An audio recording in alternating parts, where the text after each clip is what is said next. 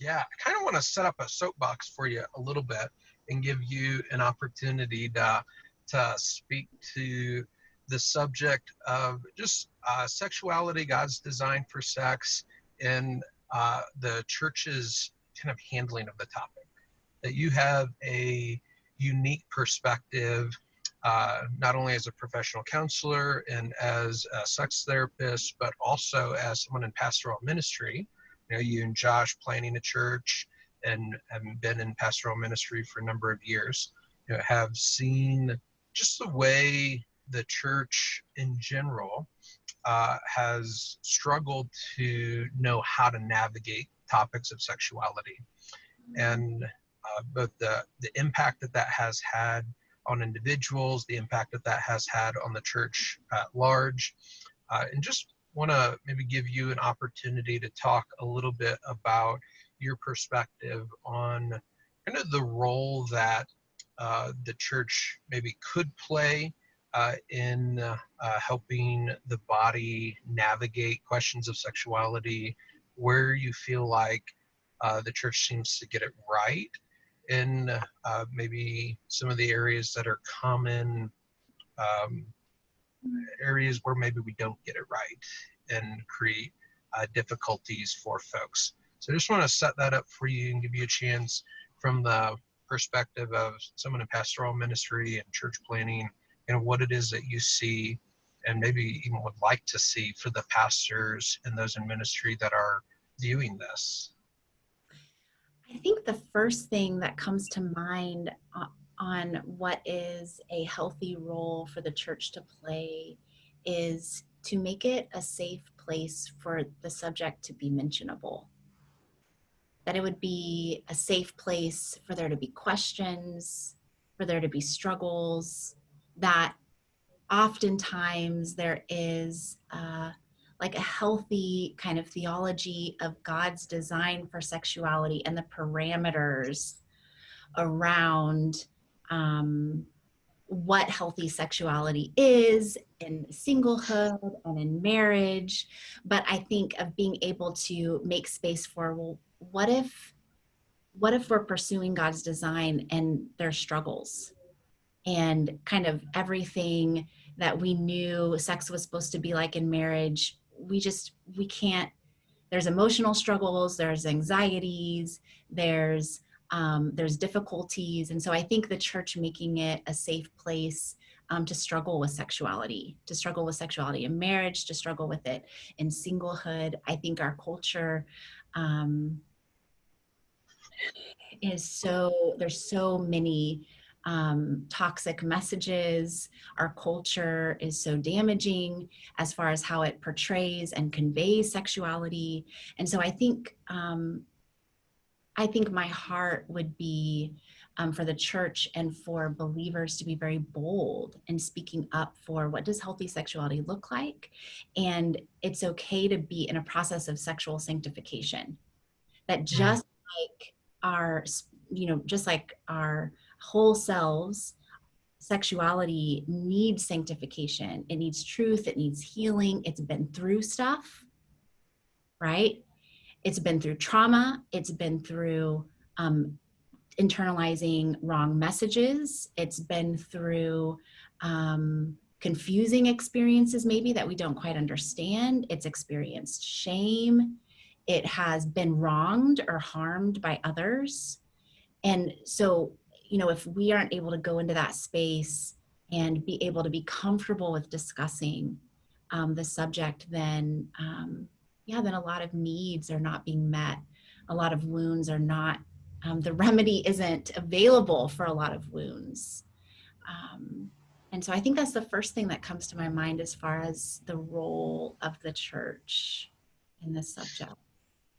Can we maybe get real practical for a minute? So if I'm a pastor, I'm in pastoral ministry, and watching this video and thinking about, what does that look like? What does that mean practically? How can I try to cultivate within our congregation, within our church, a dialogue around these things? How can I kind of help us as a body, as a local body, to do that very thing?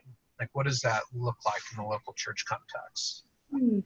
I think making space for the conversation to be had. Because I think when you hold space for that, then people are going to flock to that space and say, help, we have questions, we're struggling. What do we do? Where do we go? Are there trusted resources? We've read these books and we've tried everything in the books, but it's not working. And we don't know why. And we're confused and we're scared and we're struggling with shame. And so I think being able to hold space for that, that will naturally cultivate a culture where people are coming with their sexual struggles or fears or difficulties. And then it gives the pastoral leadership or the leaders in the church the opportunity to be in that space with their people. And Yeah.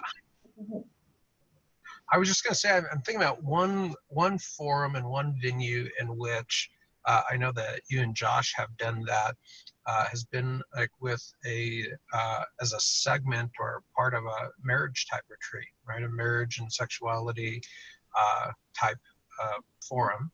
A lot of churches, especially around February, will do or plan a sort of marriage enrichment type retreat or getaway or conference or seminar, something to just enrich the couples of their church. And when you guys have done that, on some occasions, you've been intentional about creating space within that to get real practical when it comes around marriage sexuality. Is that right? yeah, it is right. I think there's two kind of places in church that I think that we've done this. One is a part of a sermon series where they kind of go over subjects and culture. And one of them, there's just a sermon on sexuality.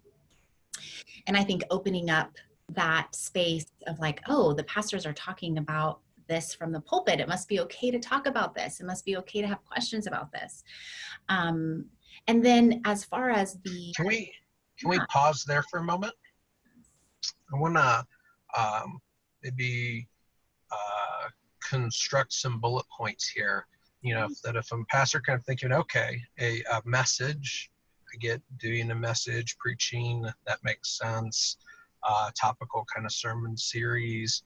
Okay, so if we were going to help kind of craft a message, right? What would be like some of the bullet points that would want covered? Maybe now I can tag team that a little bit. So then just getting real practical. What is that voice and making that space? What are some of the important things to cover? And I'll go first. Then I think one of the bullet points that I think are really important for us to hear from leadership is that it is common for things to not go easily. And that there's a belief kind of within the church sometimes that if we love Jesus and that we're looking to honor God in our marriage, and especially if we have kind of been intentional about stewarding our sexuality before being married, that when we get married, then the sky is going to split open, the light's going to shine down, angels are going to chime, and it's just going to be easy. The sex will be easy. Everything will just know what to do. It'll flow naturally, and that will be bliss. And for a lot of couples, that's not their experience. Like, it's really common for sex to be difficult at first, and for things to not necessarily work right, and to need some direction on how to navigate some of the challenges that come with that. And yet, if we don't talk about that reality, then it sends the implied message that there's this is a rare thing, and that there's just something especially wrong with me, or I'm inept or inadequate in some way.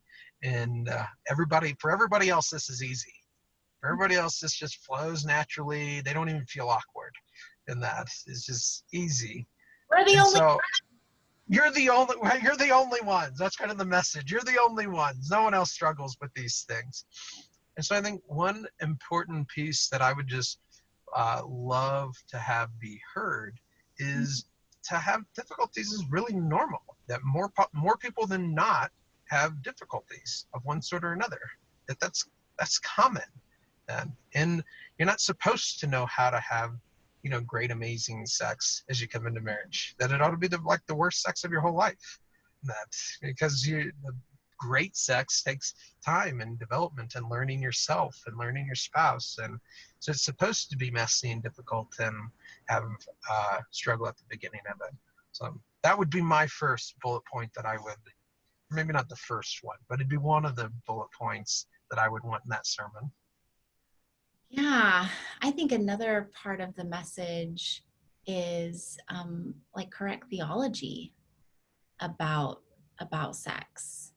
And so I think for me, really wanting to convey why God created sex. What's the Mm-hmm. purpose of sex? That for sex is for the purpose of bringing greater unity in the marriage. It's to also be about being fruitful and multiplying, but it's also about receiving pleasure and Mm-hmm. sharing pleasure. And that sex is and so I think of being able to talk about things that sex is not.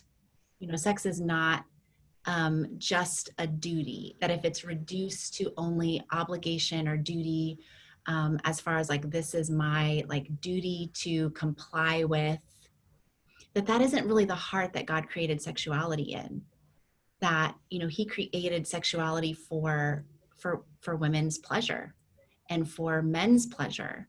And, often I think I've talked to women or been at women's conferences where there has been kind of a misconception of the purpose of sexuality, that that there isn't the permission or maybe even the understanding that what makes a fulfilling sex life and what makes feeling connected possible is by being very present in receiving pleasure and experiencing pleasure and sharing that with your spouse. And so I think, so that's like the design piece.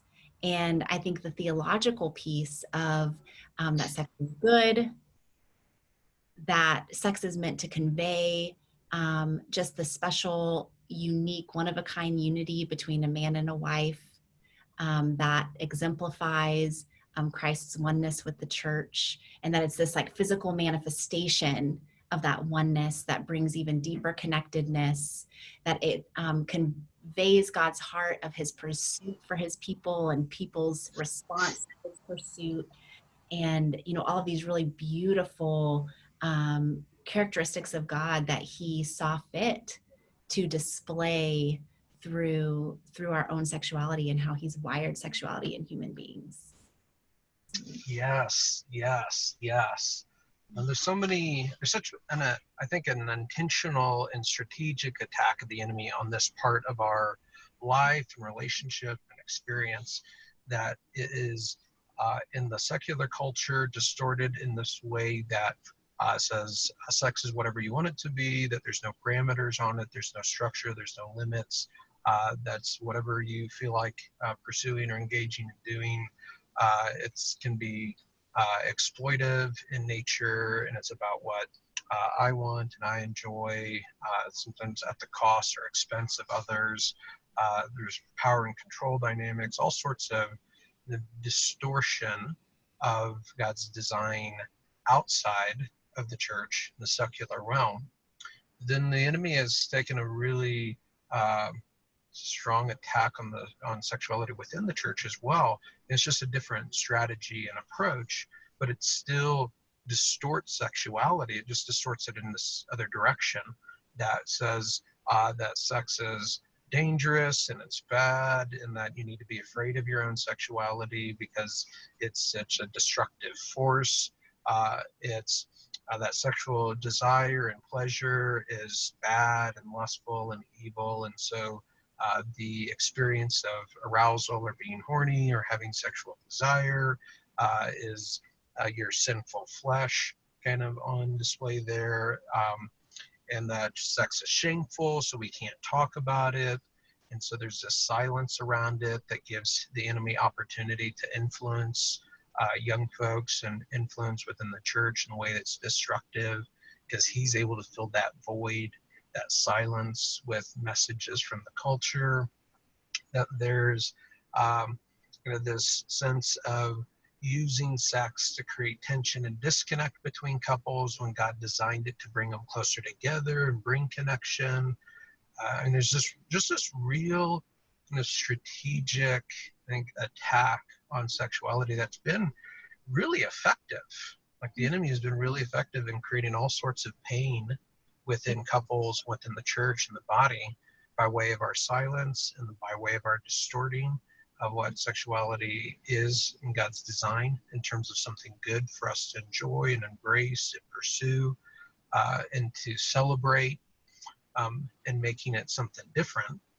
And we've really seen that generation after generation. Like, there's a long history of this.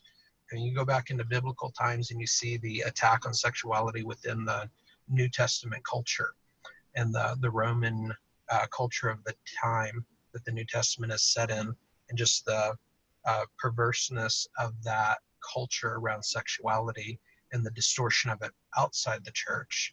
But then you see this reactionary move from inside the church, of the church being afraid of sexuality as a result of the perverseness, the brokenness in the culture.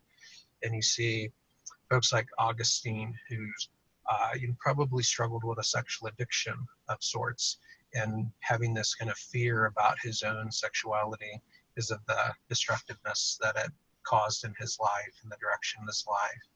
You see in the Protestant Reformation, you see folks like Martin Luther saying that, that sex was the original sin, that's what happened, that that Adam and Eve had sex, and that was the fall of man, and that sex is necessary for procreation, but you need to repent afterwards because it's right.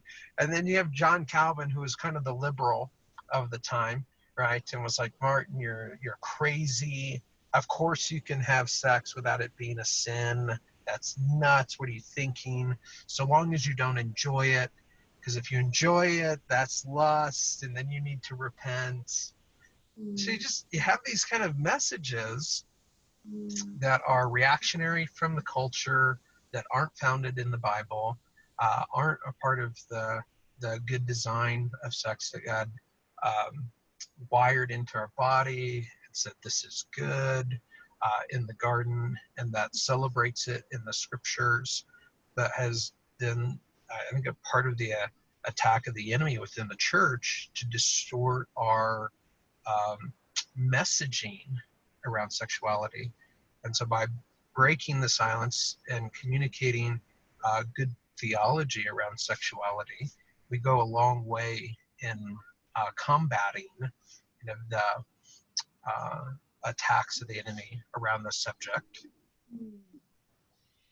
Yeah, that's so good. Yeah, I think that the silence creates a vacuum. A lot of wrong messages, a lot of misconceptions, and that I've seen in my own life, in my own clients, that whenever we're kind of alone inside, becomes like a motivator, and it begins to structure how we react in our sexuality, in our relationships, or in our life. And so I think of the church creating conversation and speaking into that space, that it also invites believers into sanctification, into awareness of what's happening inside of them, and how do they think about their sexuality. And they might know that God created it and it's good, but what does that mean as far as like their felt sense of sexuality? And being able to have those conversations is so important for the health of marriages and for individuals in singlehood and across the board.